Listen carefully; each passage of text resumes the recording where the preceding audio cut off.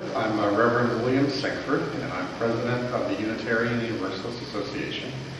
I represent something over 1,000 liberal religious congregations in the United States with ties to congregations around the world. So what have you been doing to grow the hope? Well, our faith community really is very much all about hope. We're a faith that believes in deeds, not creeds. So we have a long history and current practice of trying to find ways to move our society toward the beloved community. And that's really the center of the hope for us.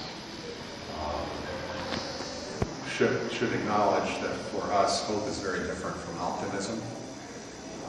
Optimism is the belief that things will somehow magically all work out right in the end.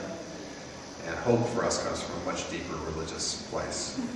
And it's grounded in the knowledge that these are the only hands on earth, and that if we're going to move toward the beloved community, we have to be the ones who make it happen. What is it about this election or this time in America that you think gives people hope for the future? I believe that we are experiencing a quite unique phenomenon in American history. I'm African American. And so for African Americans and many other people of color, the fact that the United States is finally electing a person of color to serve in our highest political office is not only a source of hope, but of joy and inspiration to us all. But there's also something that's happening in the larger society. There's a sense of possibility that has been absent for a long time in American politics. And that sense of possibility, I think, is bringing people out. People want to say, yes, we can. Si se puede.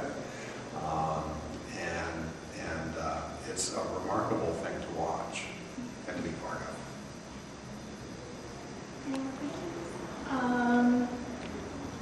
Do you see a lot of like young people getting involved now? Oh, I do. Oh, I do. I do.